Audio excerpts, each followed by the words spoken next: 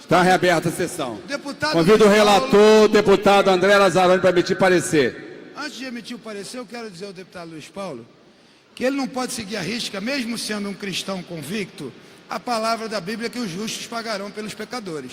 Se existem pessoas que não estão aqui, que ele nomine essas pessoas. Pelo amor de Deus, deputado. Vossa Excelência joga sobre toda a base do governo, sobre todos os deputados, sobre o conjunto de todo mundo, uma dúvida que vai passar na TV Leste. Não pode. Sequer nomine. Está aí os nomes de quem está faltando. Vossa Excelência pode falar no microfone, que é o microfone de Vossa Excelência. Para dar meu parecer agora, senhor presidente. Projeto de lei 4129/2018. Solicitei ao deputado Luiz Paulo 5 minutos de atenção, que na verdade não se reverteram nos 5 minutos de atenção, e sim em 5 minutos de discussão. O deputado Luiz Paulo entende que esse projeto de lei, ele vai contra e é inconstitucional por afronta à lei de responsabilidades fiscais, dizendo que em ano eleitoral não poderá ter antecipação de tutela. Confunde antecipação de tutela com antecipação de receita com compensação de crédito. Então, na verdade, ele encontrou uma maneira de discordar do nosso parecer, que é pela constitucionalidade, senhor presidente. Voto divergente, deputado Luiz Paulo. Senhor presidente, deputado André Lazzaroni quis interpretar o meu voto.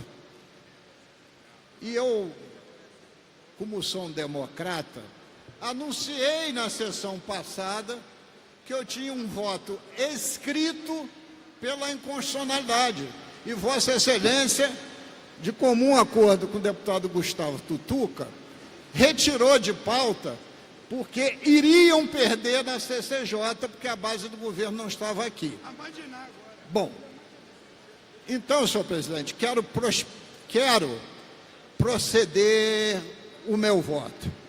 Primeiro, mostrando que, mais uma vez, a Secretaria de Fazenda, isto é, o governo do Estado, desrespeita o poder legislativo, como já é hábito, e as pessoas acham isso normal.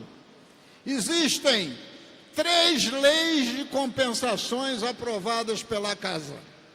A Lei 7.019 de 2015, cujo parcelamento foi em 36 vezes.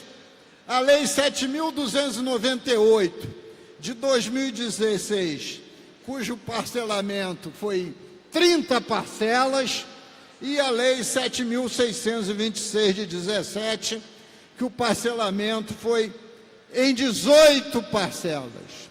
Nessas 3 leis, tinha obrigação a Secretaria de Fazenda de informar, concessionária por concessionária, de como se deu esse parcelamento dos créditos do ICMS.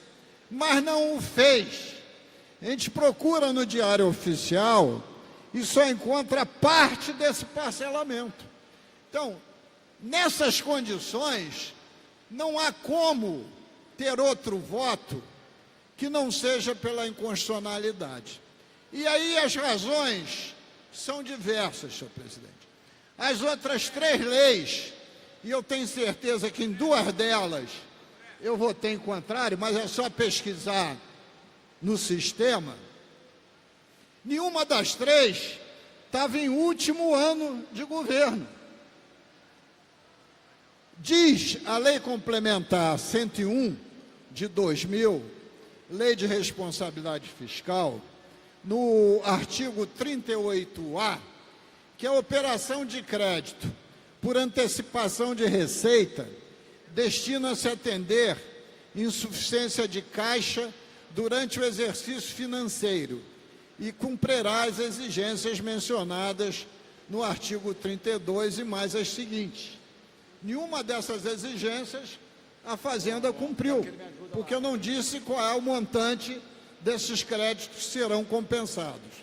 Mas essa lei, no inciso 4º, do 38A diz: estará proibida a linha B no último ano de mandato do presidente, governador ou prefeito municipal. Além disso, senhor presidente, essa casa, com meu voto contrário, aprovou lei que permite que o Estado tome 3 bilhões e 50 milhões de empréstimo para fazer o leilão reverso. Essas concessionárias estarão imunes ao leilão reverso, porque não vão dar desconto nenhum. Nós vamos trocar créditos bons por valor de face. Esse é o segundo ponto. O terceiro ponto, que eu aprendi na legislação, que para você pagar a fatura, é por ordem de inscrição na fazenda. Aqui, está jogando a ordem de inscrição na lata do lixo. E eu queria lembrar a Vossa Excelência que a dívida com restos a pagar do Estado é de 20 bilhões de reais. E uma parcela dela será inscrita em precatório. Para concluir, por favor. Eu estou fazendo o voto, senhor presidente. Eu não estou discussão, não. Estou dizendo os fundamentos do voto.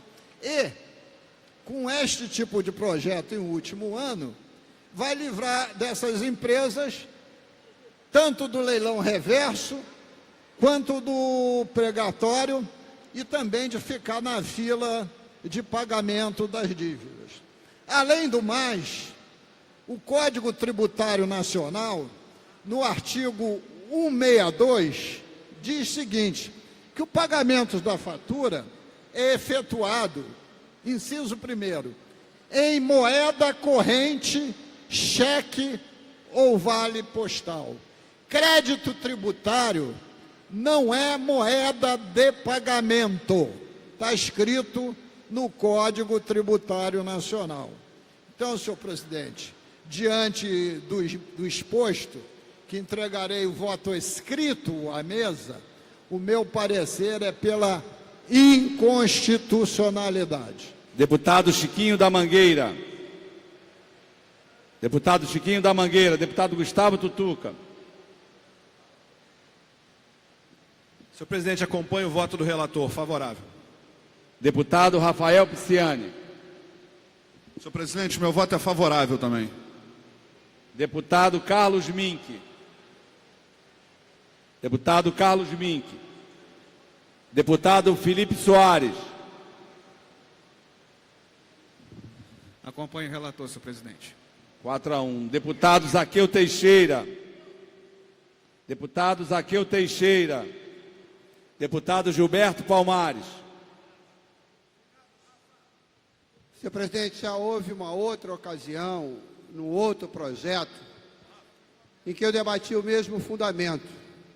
O Estado, em crise econômica, deputado Luiz Paulo, deixa de pagar funcionário público, deixa de pagar uma série enorme de pequenos fornecedores, e os tubarões têm sempre os recursos, às vezes aprovados na casa, para que com eles a dívida seja cobrada.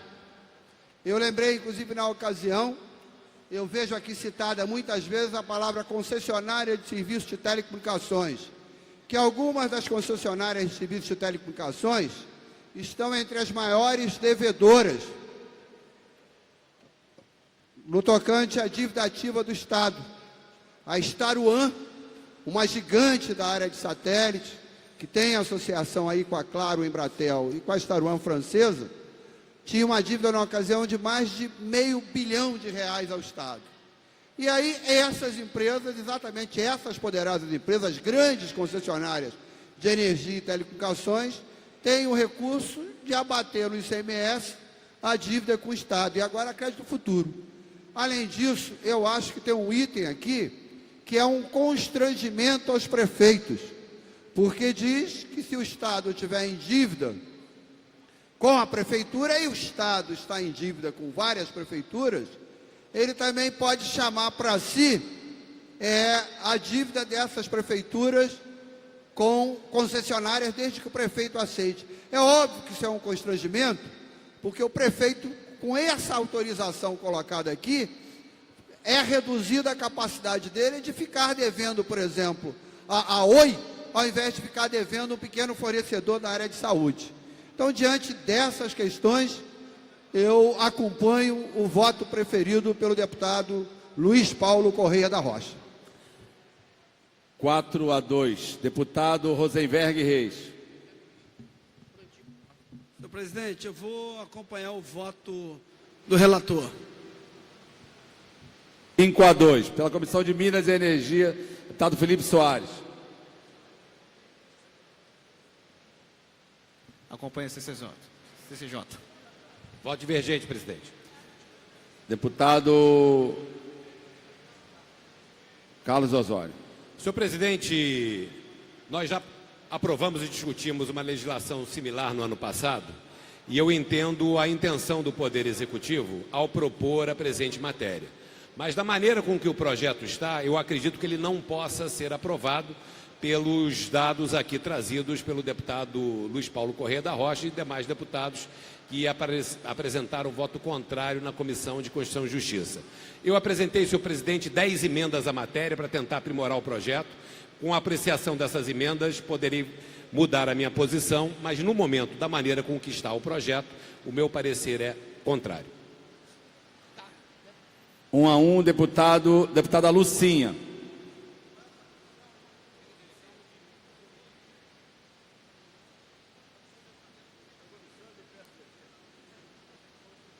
Acompanho o parecer do deputado Luiz Paulo. Luiz Paulo não há. É o Osório. Por favor. Perdão, André. Deputado Osório. 2-1, contrário. Deputado Rosenberg Reis. Senhor presidente, vou acompanhar o voto do presidente Felipe Soares. 2-2, deputado Dica. Deputado Dica. Deputado Marcos Abraão. Deputado Marcos Abraão. Deputado Cristino Áureo. Deputado Cristino Áureo. Deputada Daniele Guerreiro.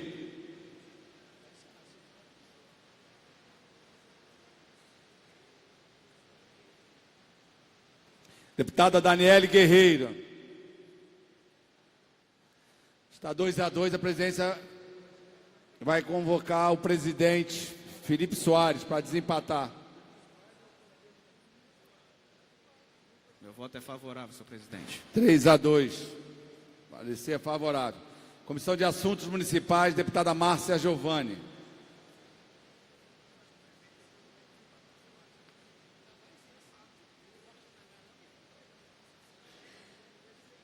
Favorável no mérito, presidente, sabendo que esse projeto vai ser aprimorado com as emendas apresentadas. Voto divergente, senhor presidente. Voto divergente, deputado Eliomar Coelho. Deputado Anderson Nogueira. Deputado Anderson Nogueira. Deputado Jair Bittencourt. Deputado Jair Bittencourt. Deputada Zeidan. Deputada Zeidan Lula.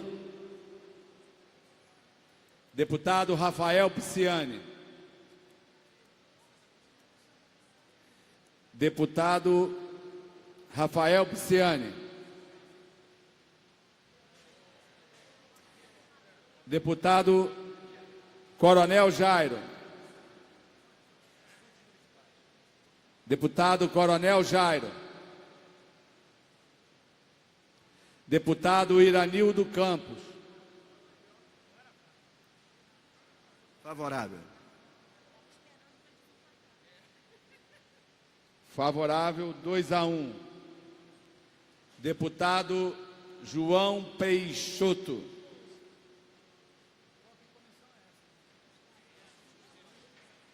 Deputado João Peixoto.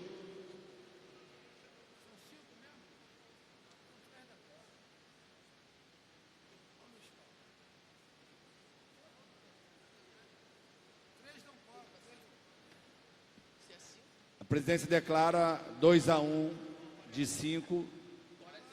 Quórum é 3. Favorável. Pela Comissão de Economia, Indústria e Comércio, deputado Valdec Carneiro.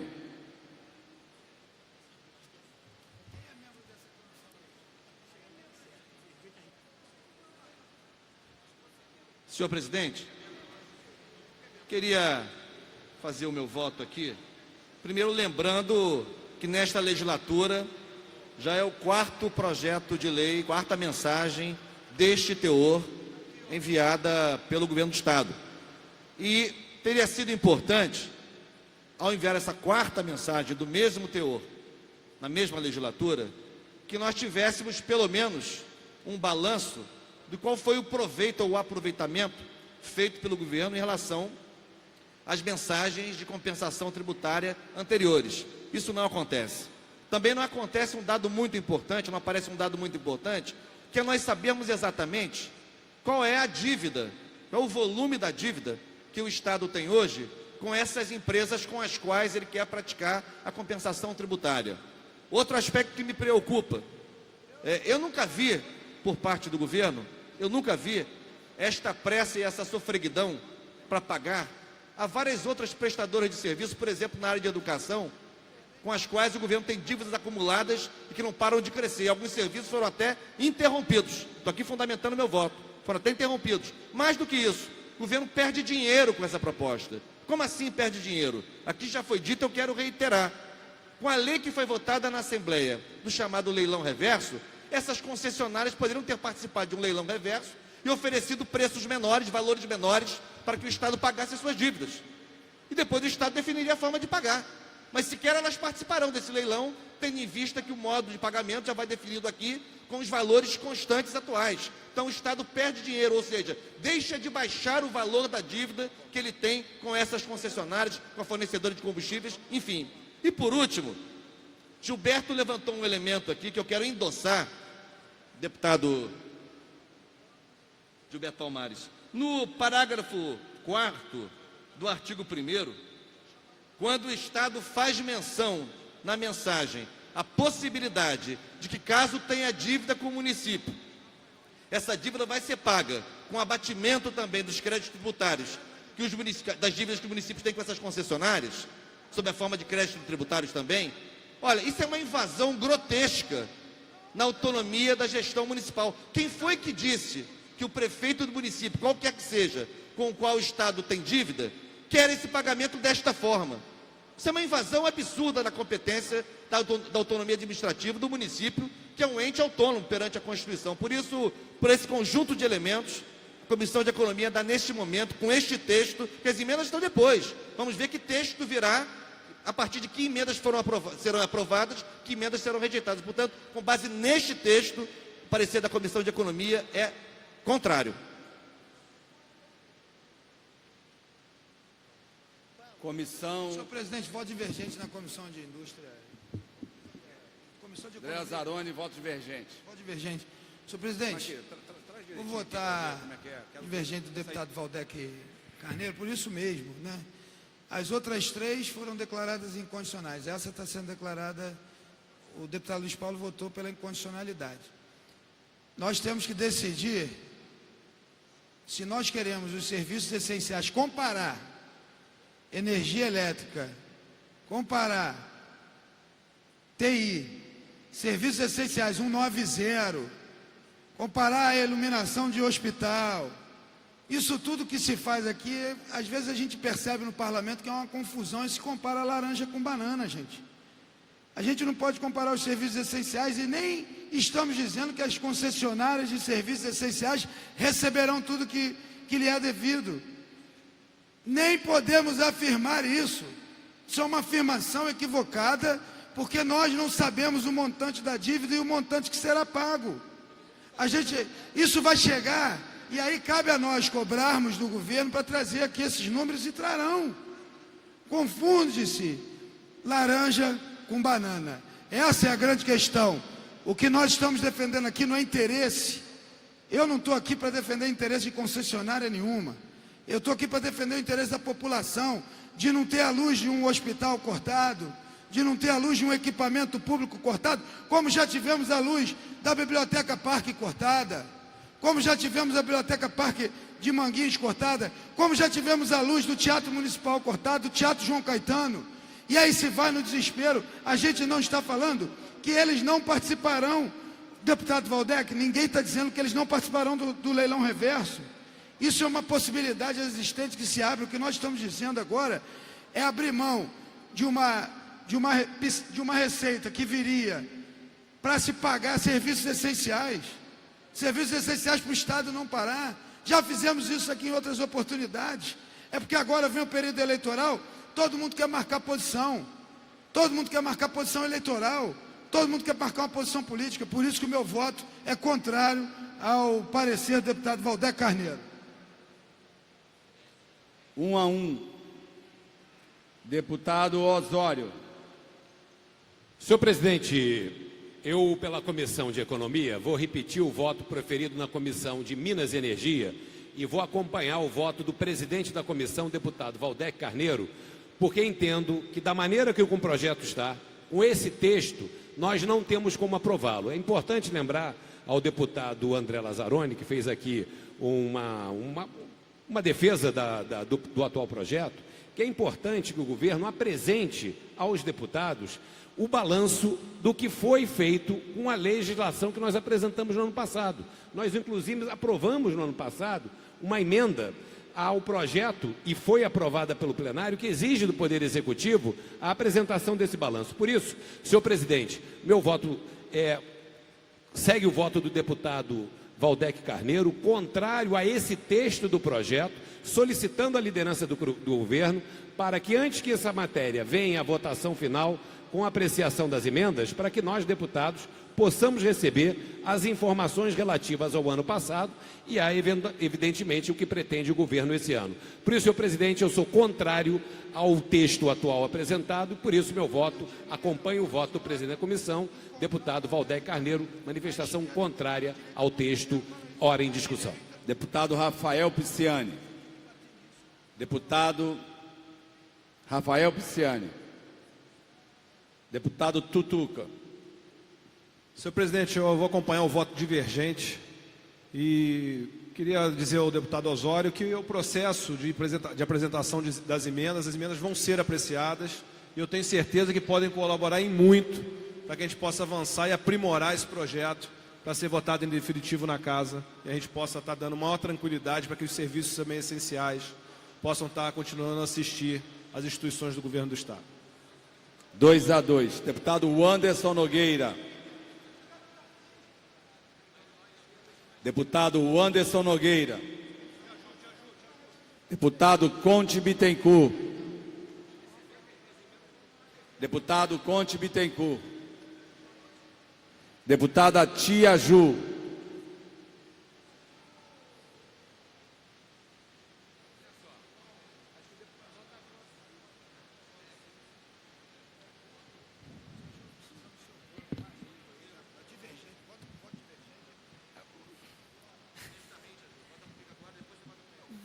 Meu voto divergente. Voto com divergente. 3 a 2. Deputado Márcio Pacheco. É verdade. Já deu o quórum necessário. São 5 os titulares. Não, mas não é, porque já colhi os 5 primeiros. É verdade. Não. Já colhi 5. Eu só poderia chamá-lo se houvesse os titulares. Deputado Luiz Paulo. Pela Comissão de Tributação, Controle e Arrecadação, deputado Luiz Paulo. Senhor presidente, o deputado André Lazzaroni está desrespeitando nós que somos da terceira idade. Porque imagina ele que é jovem e só os neurônios dele funcionam, que os nossos já envelhecidos não funcionam tão bem. E diz que nós confundimos laranja com banana. Na salada de fruta é ótimo misturar laranja com banana.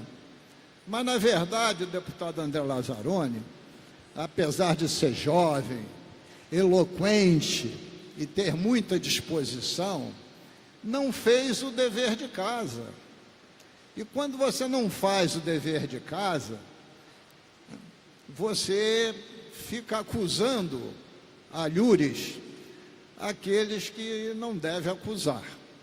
Senhor presidente, se ele lesse o artigo 1º, que é grande, eu reconheço, mas ele tem capacidade de fazê-lo, ele vai encontrar que no artigo 1º está escrito o seguinte: fica o Poder Executivo autorizado a realizar compensação de dívidas líquidas e certas.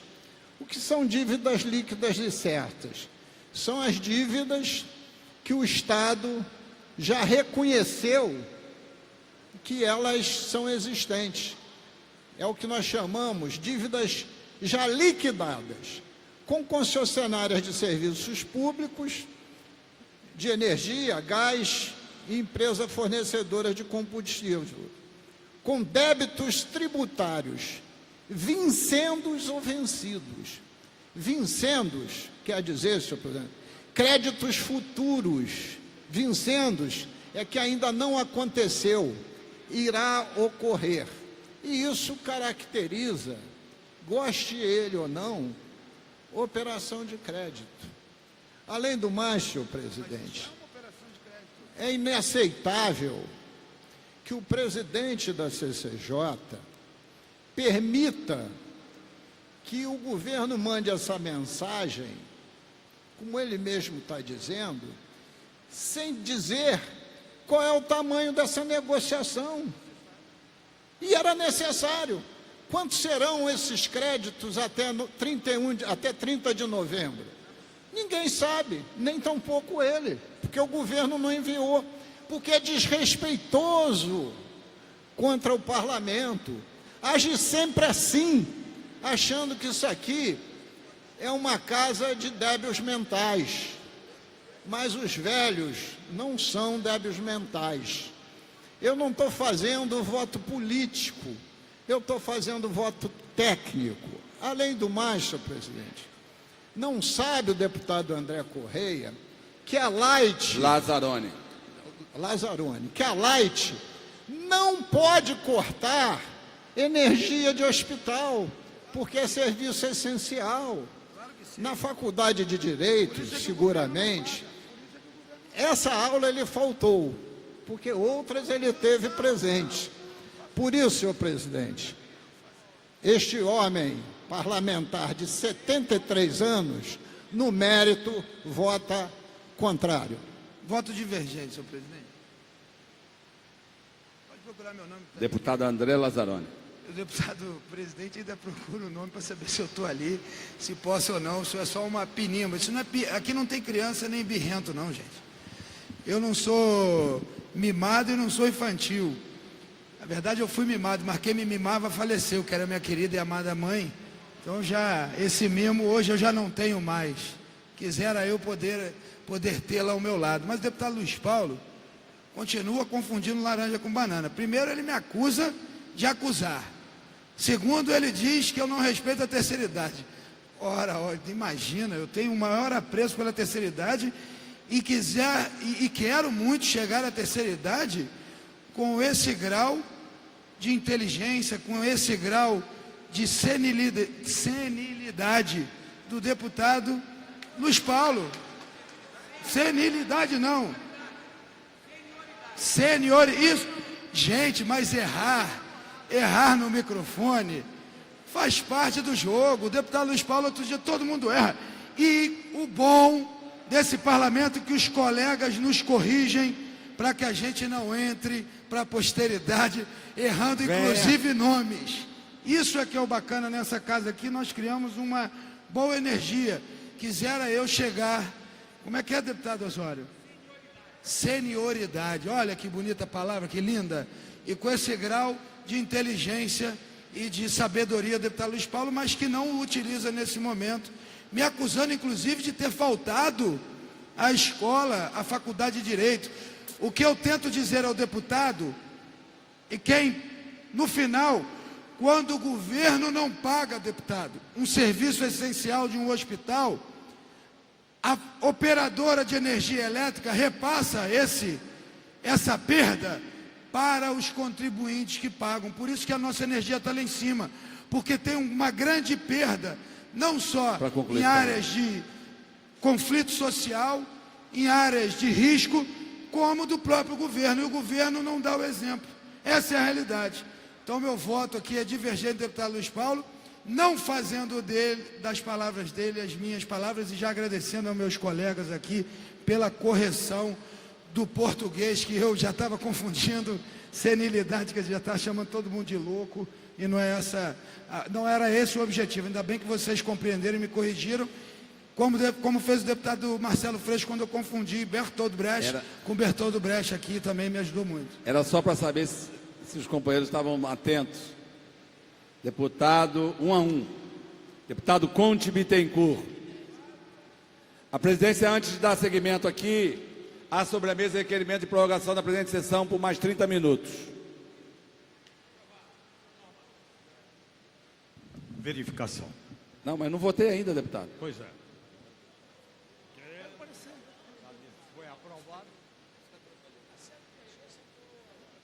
Conclui o parecer, senhor presidente. Então, eu posso acabar de colher o parecer, deputado? E a gente encerra a presente sessão, pode ser? Deputado Conte Bittencourt. Deputado Osório.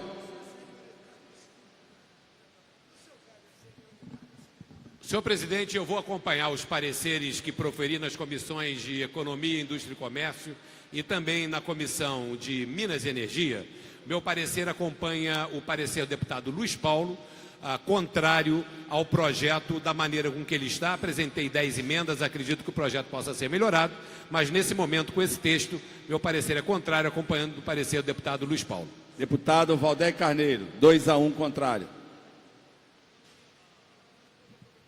Senhor presidente, me espanta muito que o deputado André Lazzaroni, nas suas argumentações nas diferentes comissões, sempre use o argumento de que os dados virão depois. O problema é que nós estamos votando a matéria agora. Nós não sabemos dizer, agora, estamos votando o projeto, quanto o Estado deve a cada uma dessas empresas, dessas concessionárias, fornecedores de combustível. Não sabemos. Não sabemos como que o Estado pretende pagar, mediante a compensação tributária. Até porque é bom lembrar que no Rio de Janeiro, desgovernado, compensação tributária virou uma nova unidade monetária. De qualquer maneira, como o deputado André Lazzaroni tem estado muito focado no setor de hortifruti, só fala de laranjas e bananas, se estivesse focado na questão tributária, provavelmente votaria conosco. Meu voto, portanto, acompanha o presidente da comissão, contrário à matéria. Deputado Gustavo Tutuca, 3 a 1, contrário.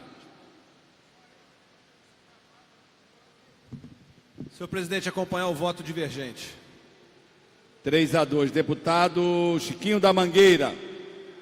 Deputado Chiquinho da Mangueira. Deputado Cristino Áureo. Deputado Cristino Áureo. Deputado Márcio Pacheco. Deputado Márcio Pacheco. Deputado Márcio Pacheco.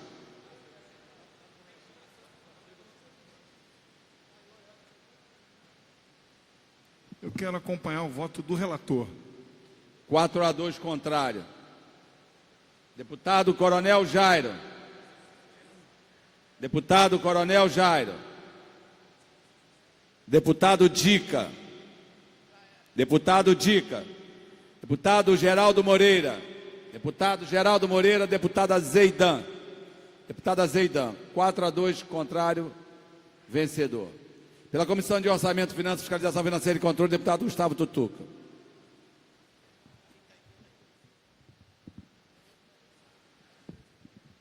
Senhor presidente, o voto é favorável. Senhor presidente, voto divergente. Deputado Luiz Paulo.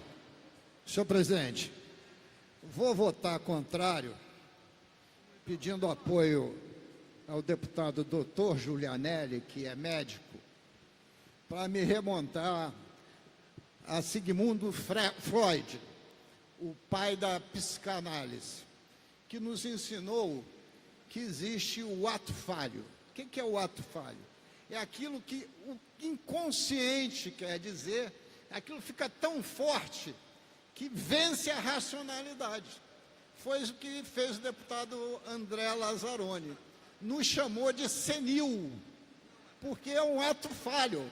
Freud explica, mas no voto, eu voto contrário. 1 a 1, deputado Chiquinho da Mangueira. Deputado Chiquinho da Mangueira. Deputado Luiz Martins. Deputado Luiz Martins. Deputado Conte Bittencourt. Deputado Conte Bittencourt. Deputado Rafael Pisciani. Deputado Rafael Pisciani. Deputado Dica. Deputado Dica. Deputado Rosenberg Reis.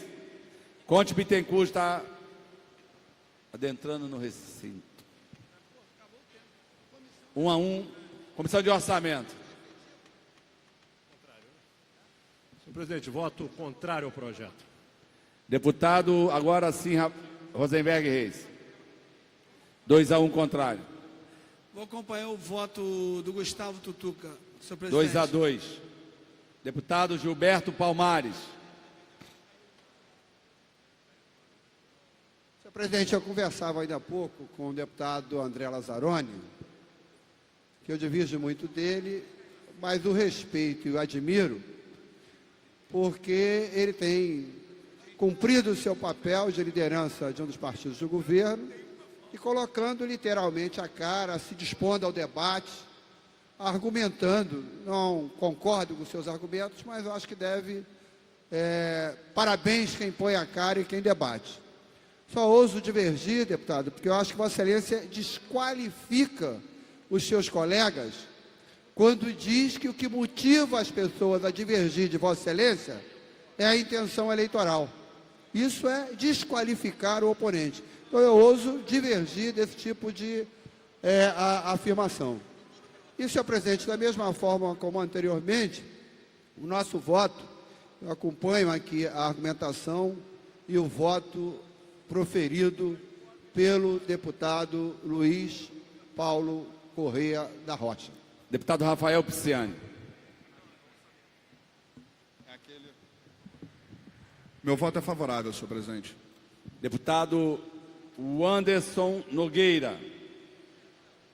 Deputado Anderson Nogueira. Deputado Zaqueu Teixeira.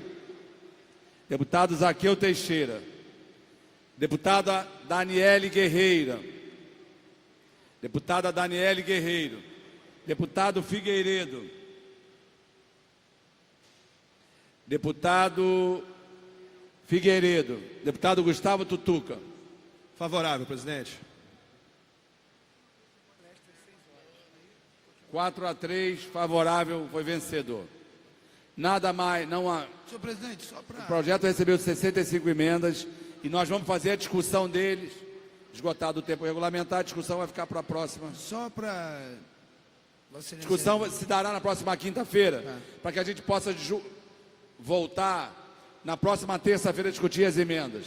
Tá certo? Então, retornará o presente projeto de lei 4129 na pauta de quinta-feira. Chama a atenção da assessoria da mesa, que sempre atenta. Próxima quinta-feira, a discussão do projeto. Nada mais havendo a tratar na ordem do dia. Como eu fui citado, acho que Vossa Excelência poderia conceder 2 minutos. Fui citado aqui por todo mundo. Inclusive, quero aqui dizer ao deputado Gilberto Palmares que concordo com Vossa Excelência, não se repetirá mais.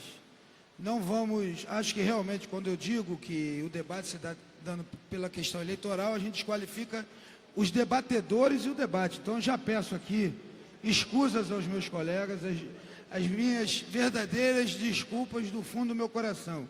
Dizer ao deputado Luiz Paulo que, na verdade, o que eu queria dizer ao deputado Luiz Paulo é que eu considero olha, eu fui lá porque eu estava com a dificuldade de achar a palavra e acabei usando a senilidade para falar que, na verdade, eu considero um homem novo, um homem lúcido, um homem jovem, um homem vigoroso, juvenil, porém não imaturo, não adolescente, também não o considero um senil. Eram essas as palavras, deputado Luiz Paulo.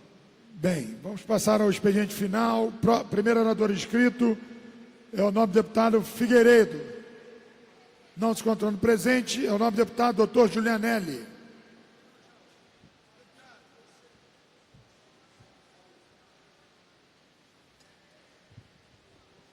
Boa tarde, deputado Tio Carlos, que preside essa sessão, senhoras e senhores deputados. Ontem tivemos na Comissão de Agricultura um debate sobre a situação da agricultura familiar, especificamente os floristas de Friburgo, Teresópolis, e que vendem seus produtos, quer dizer, flores ornamentais, no mercado de flores do Rio de Janeiro. Mercado esse que se situa junto ao CADEG.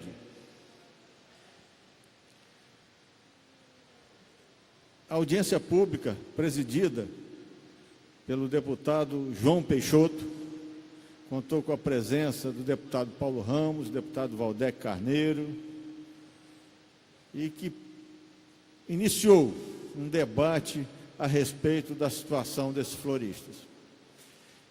Eu quero chamar a atenção dos senhores deputados, e esse assunto provavelmente vai ser debatido aqui nessa casa, que se trata de agricultura familiar. Se trata de mais de 100 agricultores familiares que vendem os produtos oriundos do seu trabalho naquele local específico. Há mais de 40 anos, senhores deputados, há mais de 40 anos, temos ali o comércio de flores do Rio de Janeiro, flores ornamentais do Rio de Janeiro. Temos ali o local onde as funerárias vão buscar as flores para o seu trabalho, os promotores de eventos vão buscar as flores para os seus eventos, para a ornamentação dos seus eventos, aquelas pessoas que trabalham com casamentos, festas de aniversário, vão buscar ali as suas flores para atender às suas necessidades de trabalho. E é importante dizer também que não estamos restritos àquelas 100, cento e poucas pessoas que estão ali vendendo.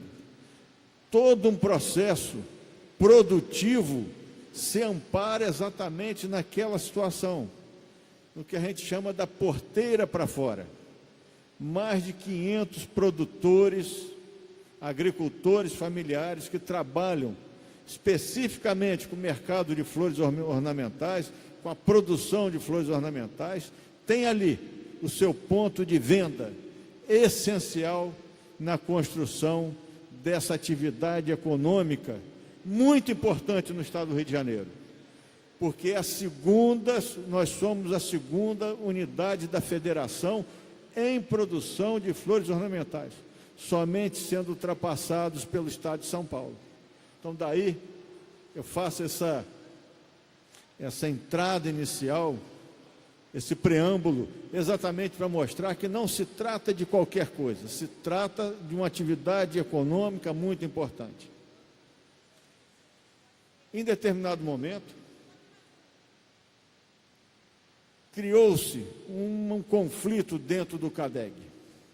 O CADEG, que é uma entidade privada, começa a cobrar uma taxa chamada TPRU, como se ente público fosse, uma vez que o TPRU somente pode ser cobrado por entes públicos. Então, já cabe pensarmos em falsidade ideológica, caso se confirme essa situação.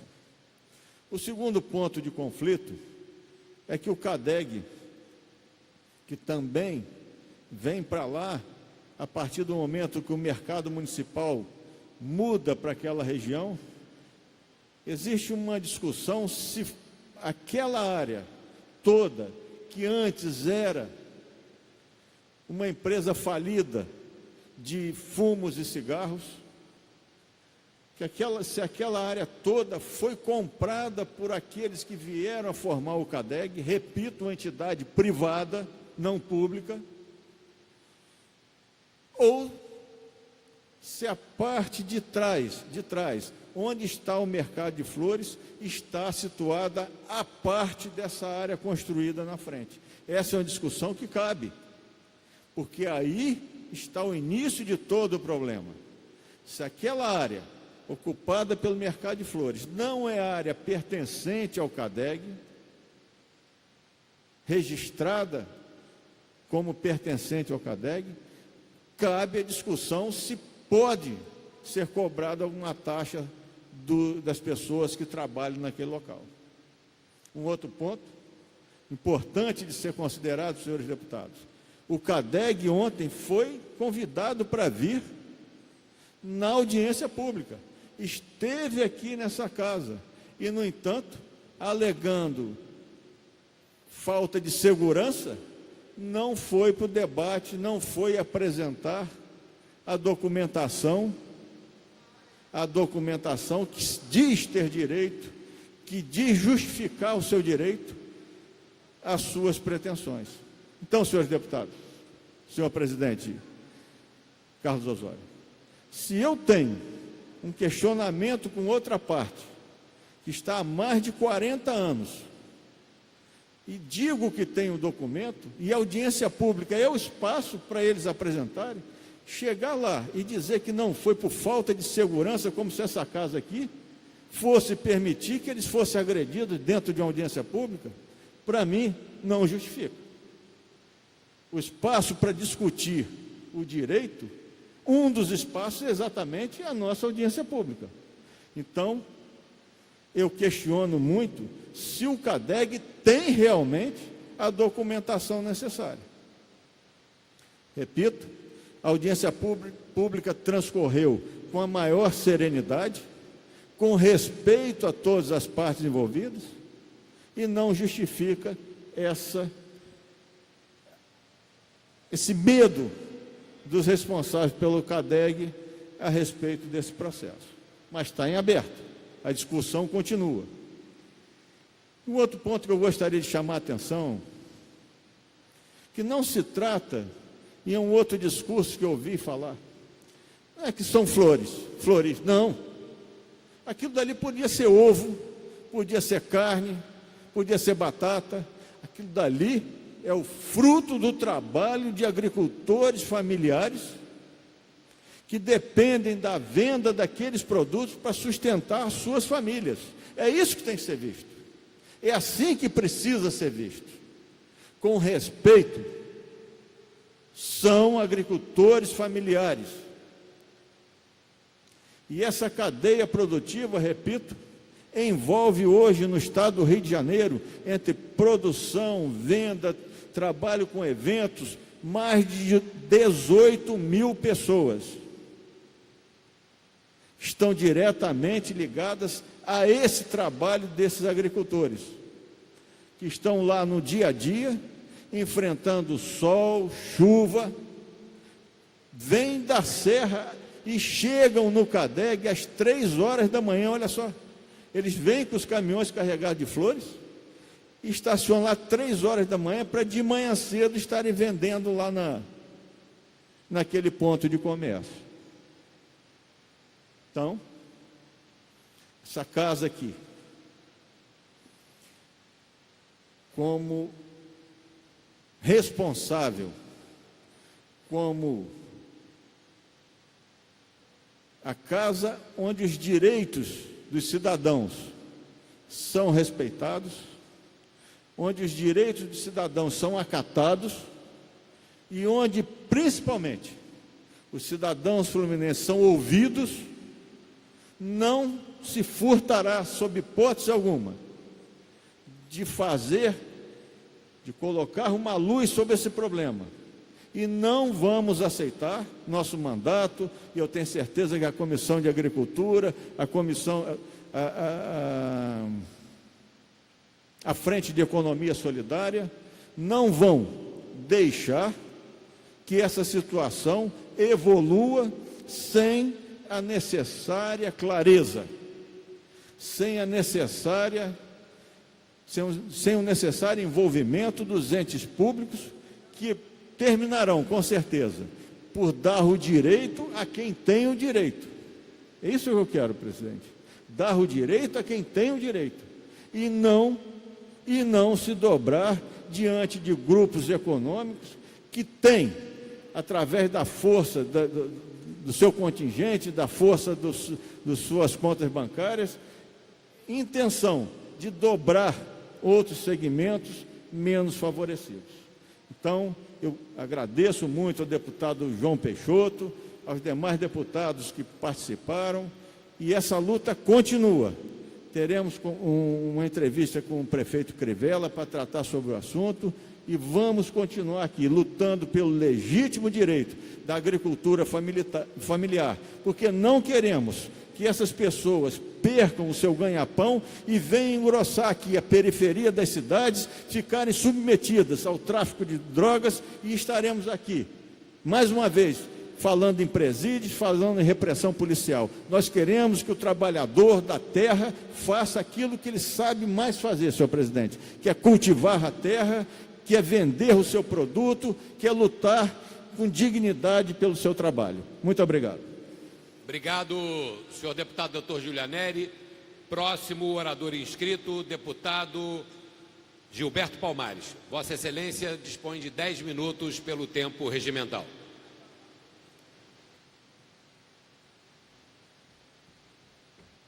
Senhor presidente, antes eu queria dizer que eu acompanho aqui a preocupação do deputado Giulianelli e de outros. E eu estava comentando com o deputado Luiz Paulo, a construção daquele espaço da CADEG tem uma história, inclusive, bonita, de comerciantes, de pequenos comerciantes, que devido a obras aqui na Praça 15, tiveram que se mobilizar para o deslocamento lá naquela região. Quem tem uma história bonita como essa, eu acho que deve preservar o seu espaço, agregando todo mundo. Eu sou um frequentador antigo e assíduo da CADEG por várias razões. Ir lá almoçar, comprar bacalhau e também comprar flores em várias ocasiões. Então, quem tem uma história bonita que vale a pena recuperar do CADEG, eu sugiro que quem tem essa mobilização, não custa nada revisitar a história, porque a própria história, para não ser negada, no meu entendimento, aponta para um entendimento que garanta a permanência dos floristas que ali comercializam. Então, eu queria fazer esse registro, porque estamos juntos nessa batalha.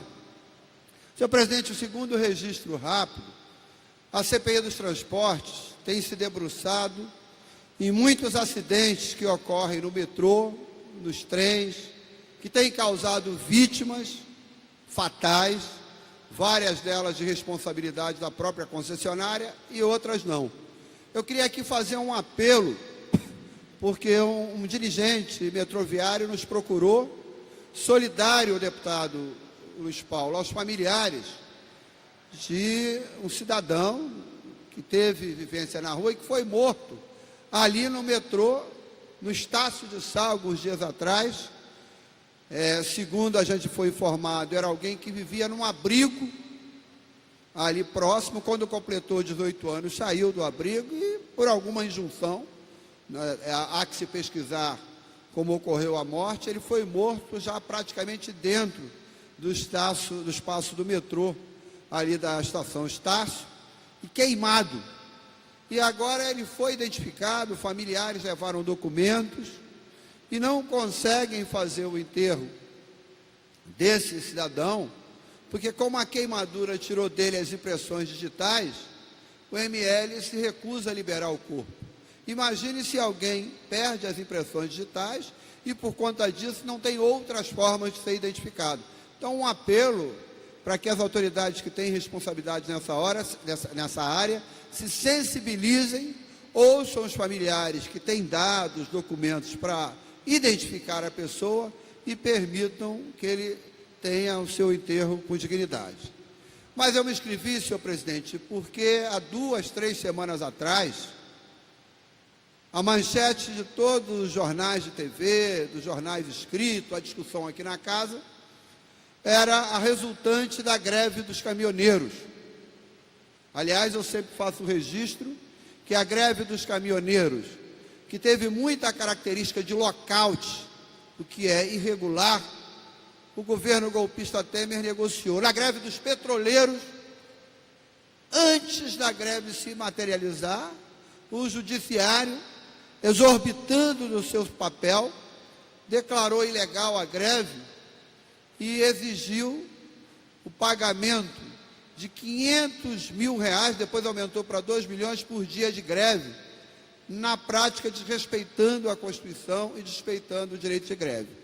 Mas essa casa, senhor presidente, se mobilizou muito, reuniões no colégio de líderes, debates, e acabou aprovando um projeto, praticamente por unanimidade, que reduziu o principal imposto estadual, que é o ICMS, aplicado ao diesel, se não me falha a memória, em 4%.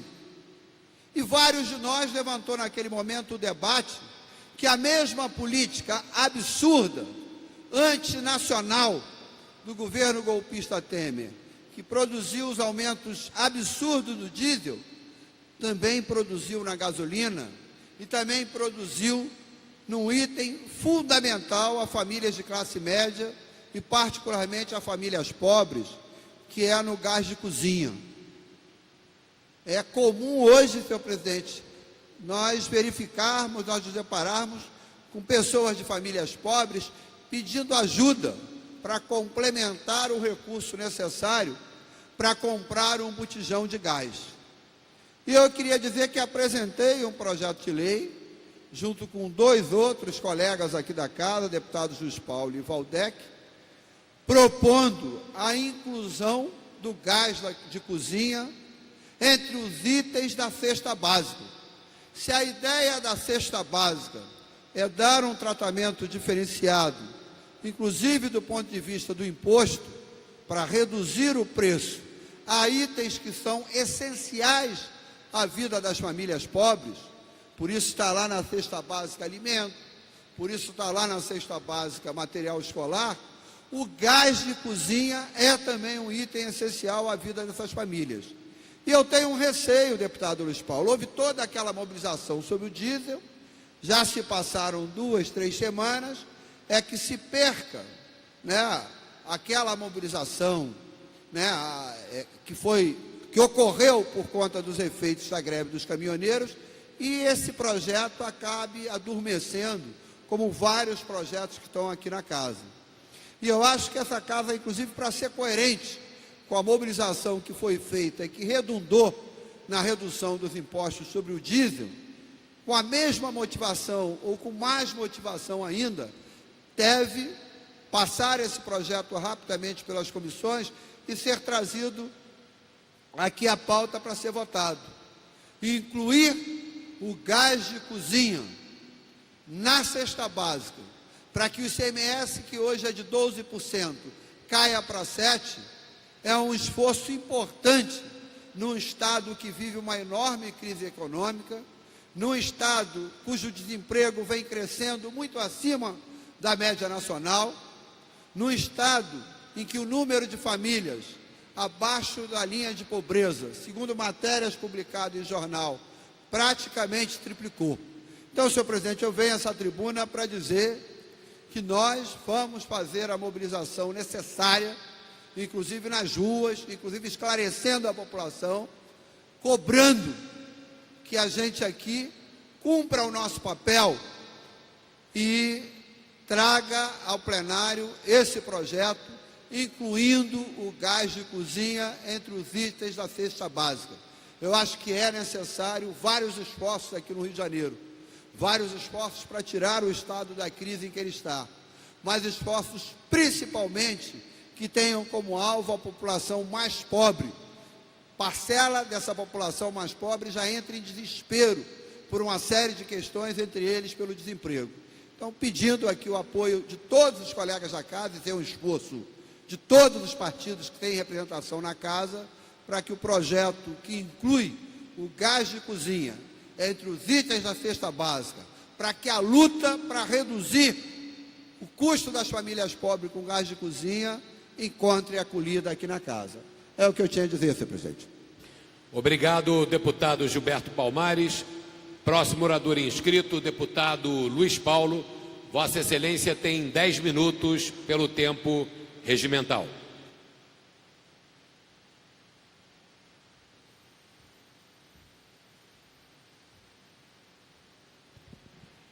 Senhor presidente em exercício, deputado Carlos Osório, que espero que tome gosto pela cadeira, visto um novo processo eleitoral, deputado Gilberto Palmares, pelo sorriso do deputado Carlos Osório, é sinal que ele está muito animado para o próximo pleito eleitoral.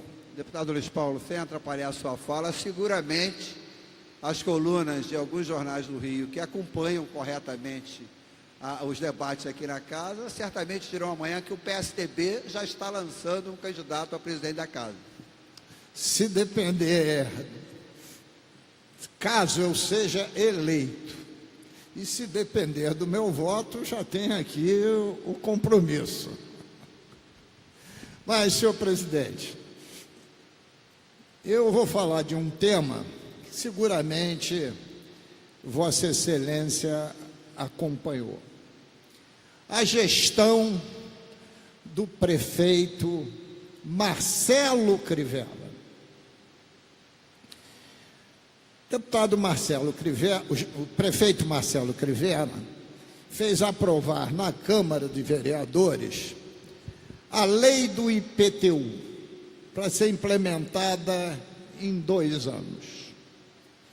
Esta lei veio cheio de aumentos abusivos, confiscatórios, em relação às pessoas de classe média e até mesmo de baixa renda. Em contrapartida, ela ficou eivada de benesses fiscais. Para a área, por exemplo, como em Botafogo, verifiquei, de concessionárias de automóveis, como, por exemplo, em áreas de shoppings, diversos deles, como áreas de uma grande indústria aqui que está na cidade do Rio de Janeiro. E por aí vai, sempre em benefício dos mais ricos. É a primeira lei tributária do IPTU que eu verifico penalizar a classe média e os mais pobres e dar benesses para os mais ricos. E aí ele depara que a arrecadação do IPTU está aquém do que ele imaginava. Evidente, um pacote de benesse sem precedentes, algumas, quiçá, que deverão ser investigadas pelo Ministério Público Estadual, porque é necessário verificar o que está atrás de tantas benesses. E aí, não satisfeito com a arrecadação, e era de se esperar que isso acontecesse, diz que a arrecadação caiu porque a maioria não pagou IPTU cash, está pagando em parcelas. Ora, evidente, aqueles que tiveram IPTU extorsivo não podem pagar cash, e aqueles que tiveram as benesses, por que vão pagar cash? Pagam em prestação. Em cima dessa desculpa fajuta, notícia jornalística do jornal Extra do final de semana afirma que o prefeito estaria editando uma legislação para botar os devedores de IPTU no SPC, no Serasa. Ora, será que alguém não paga IPTU porque quer? O IPTU, se não paga, inscreve o cidadão na dívida ativa. E se não paga na dívida ativa, o cidadão perde o seu bem. Então é algo que ninguém deixa de pagar. Agora imagine, deputado Osório, fosse o prefeito, e não é, porque os seus recursos pecuniários caíram do céu, mas o prefeito, imaginemos, estivesse devendo o IPTU, porque ele fosse um homem pobre e quisesse comprar um ventilador para o verão, a prestação. Não poderia, porque estaria com seu nome escrito no SPC. Você estaria punindo o cidadão, em tese, 2 vezes pelo mesmo crime tributário, o que a lei não permite.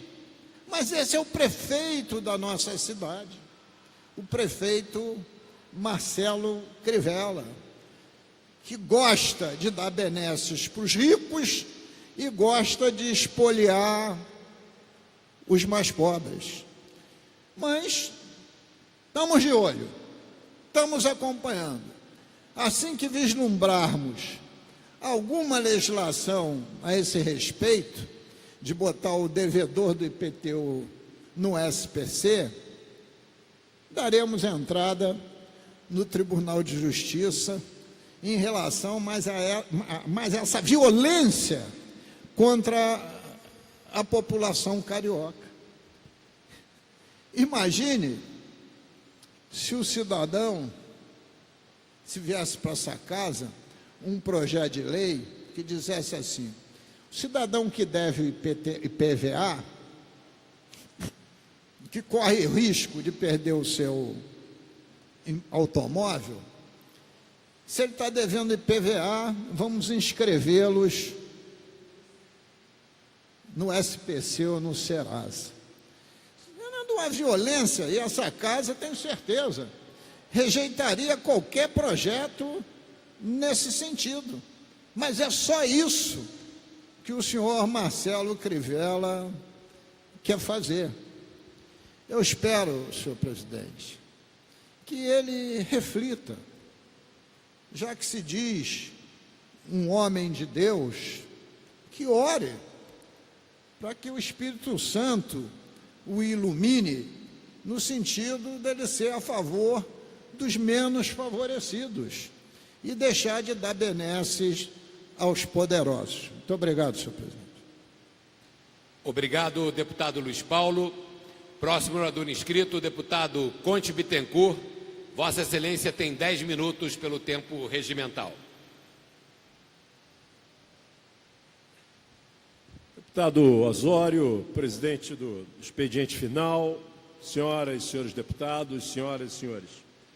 Presidente, trago aqui o registro, nesse expediente final, da sessão solene que fizemos hoje pela manhã, aqui em plenário, em homenagem aos 70 anos da Sociedade Brasileira pelo Progresso da Ciência, nosso SBPC. E aqui tivemos um auditório com uma presença representativa, presidente. Além do professor Ildeu, presidente nacional do SBPC, temos uma série de representantes de instituições universitárias, de centros de excelência de pesquisa no Rio e no Brasil, a representação da Academia Brasileira de Ciência. Ou seja, nós chamamos a sessão, presidente Osório, de sessão em defesa e pela resistência ao conhecimento no Estado do Rio de Janeiro. Uma sessão que simbolizou em nome do nosso parlamento, em nome especialmente de alguns parlamentares, como Vossa Excelência, que defendem na casa a prioridade na agenda pública com relação à ciência, pesquisa, inovação. Ou seja, a agenda que aponta o conhecimento que gera de fato a independência de um país na era da inteligência, que é o século XXI. A agenda que cria a capacidade do país de se desenvolver por outras formas que não seja a forma apenas dos commodities, que se transformaram no grande plano de desenvolvimento econômico desse país. Um país que hoje depende da agenda do trigo e do milho, da agenda dos minerais e da agenda do óleo e do gás, para poder ter uma presença com alguma expressão na balança comercial da riqueza do mundo. Mas, ao mesmo tempo, compramos todos os bens praticamente transformados. São poucas as áreas que o nosso país desenvolveu tecnologia, desenvolveu expertise para transformar bens manufaturados. Poucas as áreas. E o Brasil ainda caminha lentamente nessa área do investimento em conhecimento. E aqui, senhor presidente, registramos a história do SBPC, 70 anos de resistência. 70 anos que tem na sua missão estar presente no fomento da ciência, tecnologia e inovação. Estar presente em todas as lutas em defesa da escola pública, da educação pública, do ciclo básico à universidade pública. Presente na defesa de jovens pesquisadores que são a representação do conhecimento e da inteligência do futuro do país. A SBPC esteve presente também na resistência à ditadura militar, protegendo e salvando diversos cientistas de uma época dura da vida em nosso país. Então, ter marcado na sessão de hoje, deputado Osório, com a medalha Tiradentes, que oferecemos àquela sociedade, em nome de todos nós parlamentares, ter marcado nessa sessão a resistência que estamos fazendo aqui, e resistência que estamos fazendo desde 2003, quando a ex-governadora do Estado já tentou aqui, por iniciativa do Poder Executivo, reduzir os mínimos constitucionais da nossa agência de fomento, da nossa FAPERJ, que em 2015, novamente, o governo tenta reduzir esses mínimos.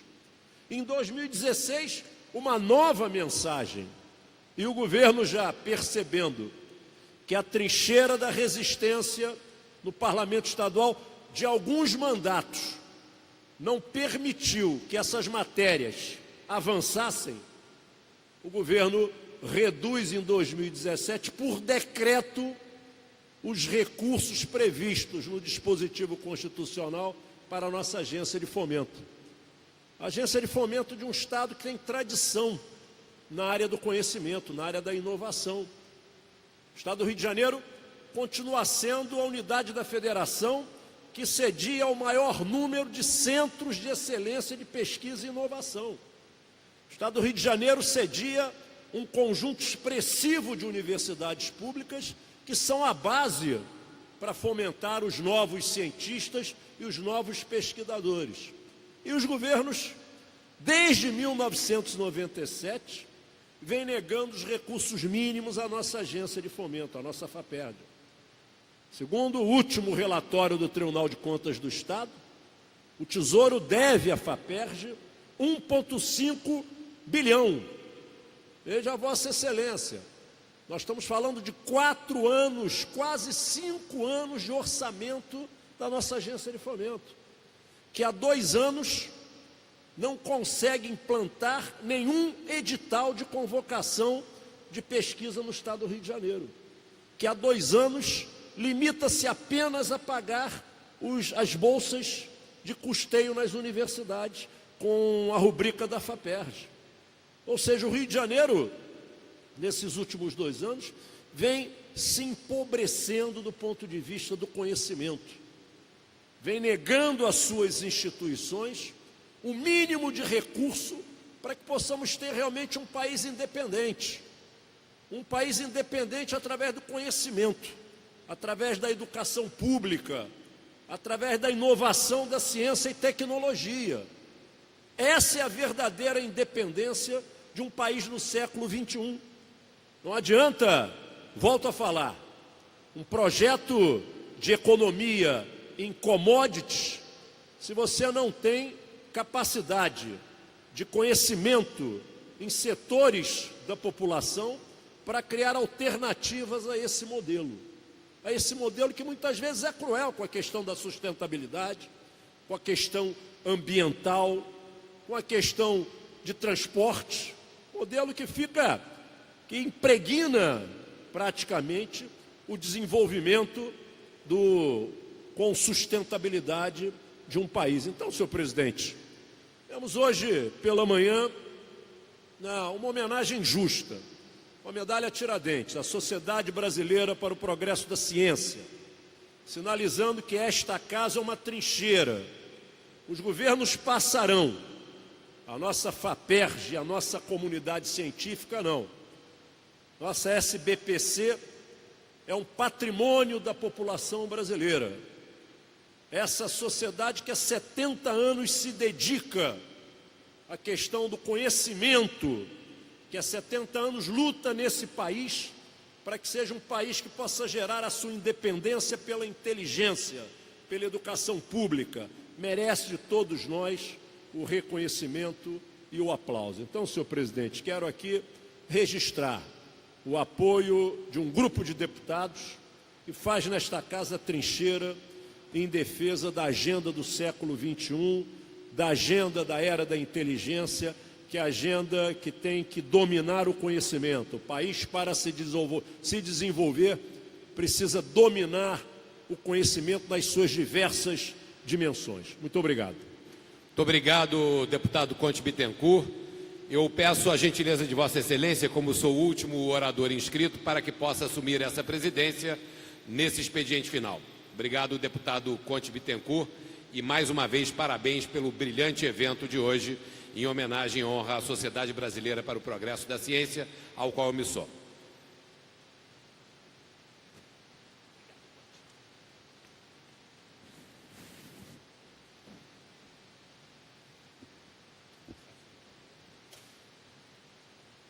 Próximo orador inscrito, nobre deputado Osório. Vossa Excelência dispõe de 10 minutos.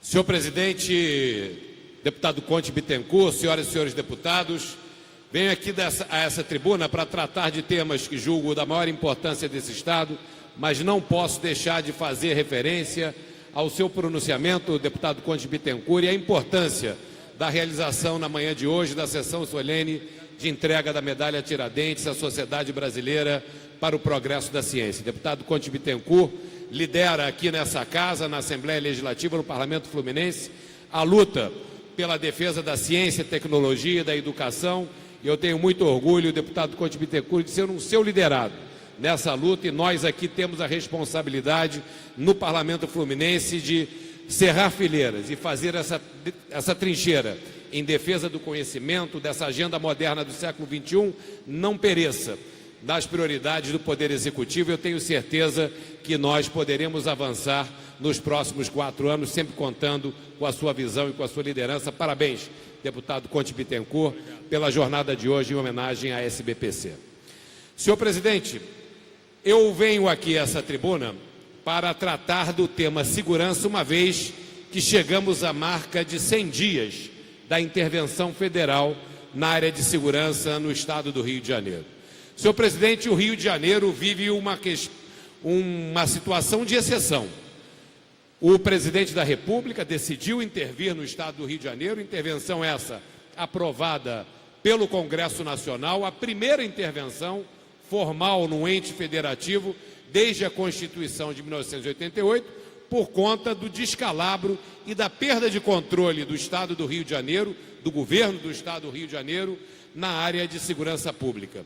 Eu, como parlamentar, apoiei a decisão de intervir no Rio de Janeiro, mas desde o primeiro momento, na qual a intervenção foi decretada, eu e um conjunto de parlamentares, incluindo Vossa Excelência, alertamos para a necessidade imperiosa que o governo federal, diante da responsabilidade de decretar a intervenção no Rio de Janeiro, disponibilizasse os recursos necessários para que essa intervenção não fosse apenas uma questão pirotécnica ou de colocar tropas e tanques e soldados na rua e que efetivamente começasse a abordar a gravíssima situação da segurança pública no Rio de Janeiro, que não tem solução se nós não voltarmos a investir na reconstrução das entidades do Estado do Rio de Janeiro, da área de segurança pública, notadamente a reconstrução da Polícia Militar do Estado do Rio de Janeiro, da nossa Polícia Civil e também do nosso sistema penitenciário. Senhor presidente, nesses primeiros 100 dias, e aí cabe o registro da minha confiança na capacidade, na vontade de trabalho, na competência do general Braga e de sua equipe, e aqui empenho o meu apoio ao trabalho do general Braga, mas em pese ao esforço realizado, efetivamente até agora os resultados estão aquém do esperado pela sociedade carioca e fluminense. Evidentemente que ninguém aqui seria irresponsável, muito menos eu que acompanho muito de perto esse tema, de querer uma transformação da água para o vinho, da noite para o dia. Nós sabemos que o problema é de extrema complexidade, mas nós queríamos sim ver já algum avanço, tanto na questão dos índices de criminalidade e principalmente no progresso da reestruturação da capacidade das forças de segurança do Estado. Infelizmente, senhor presidente e senhoras e senhores deputados e aqueles que nos acompanham na TV Alerj, até agora não foram disponibilizados os recursos necessários para os investimentos no soerguimento das nossas forças de segurança. A avaliação inicial do Comando da Intervenção Federal apontava para uma necessidade emergencial de 3 bilhões e 200 milhões de reais. O governo federal liberou apenas 1 bilhão e 200 milhões de reais. Porém, até agora, esse dinheiro não está efetivamente disponibilizado para utilização pelas forças de segurança.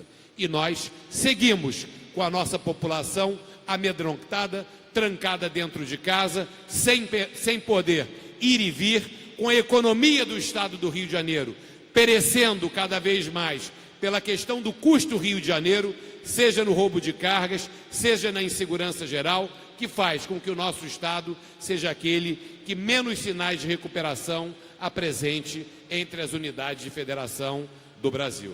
Por isso, senhor presidente, eu coloco aqui do alto dessa tribuna que faz-se necessário a discussão em profundidade e a cobrança dura ao presidente da República, ao ministro da Segurança Pública, de providências efetivas na aceleração da liberação desses recursos, que são insuficientes, mas precisam ser liberados imediatamente.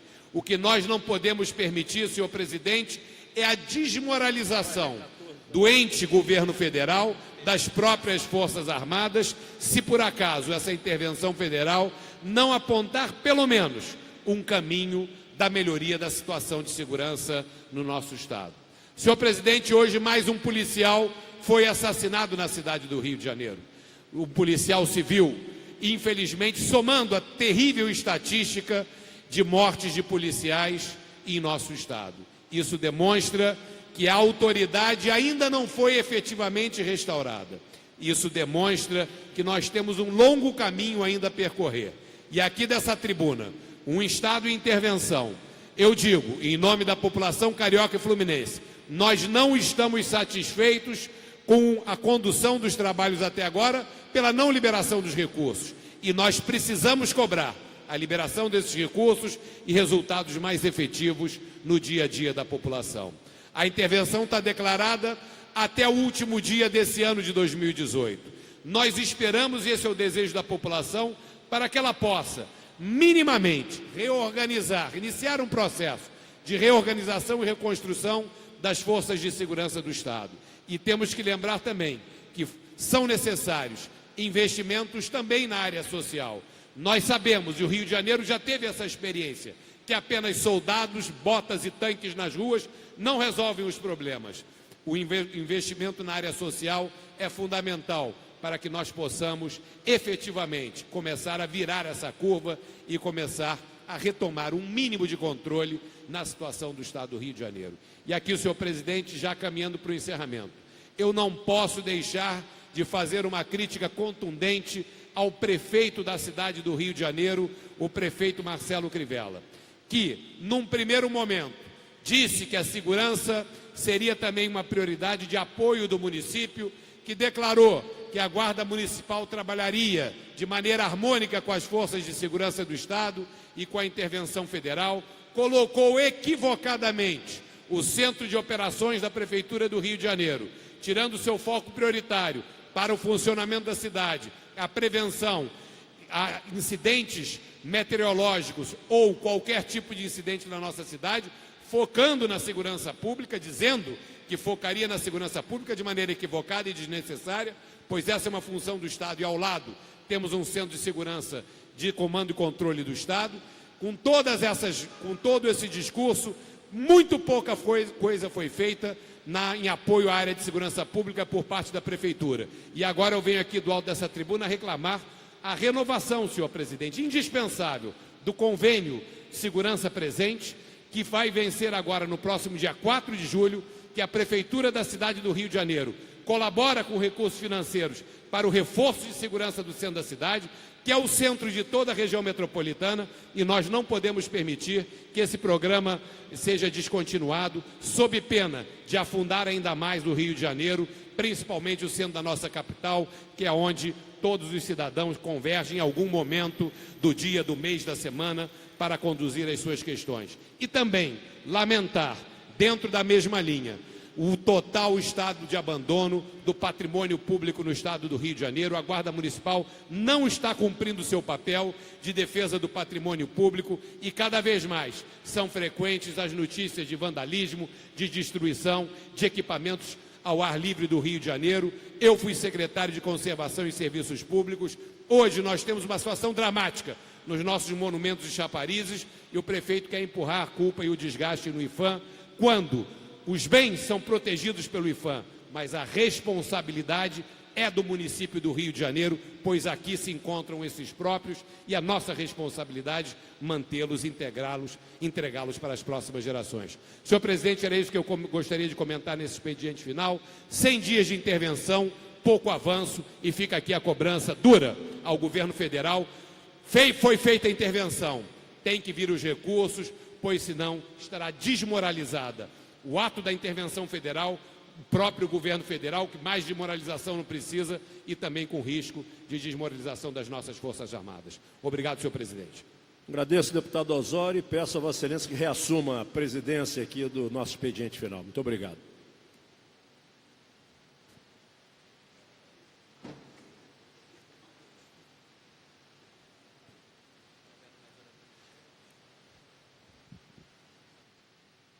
Não havendo mais oradores inscritos, declaro encerrado o expediente final, não sem antes chamar sessão ordinária para o dia 13 de junho de 2018, com a seguinte ordem do dia.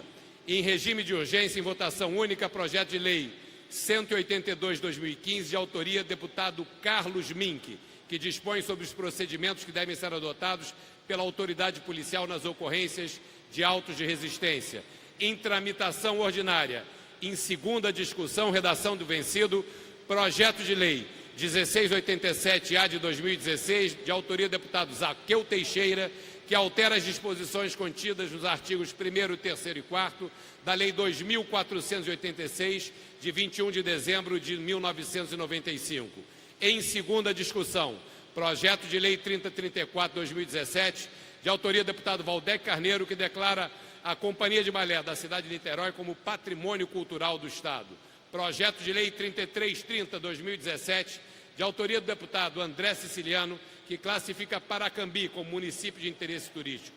Projeto de lei 3384/2017, de autoria do deputado Edson Albertassi, que altera a lei 5.538, 19 de janeiro de 1999, que dispõe sobre a Fundação Centro Universitário Estadual da Zona Oeste, o ESO.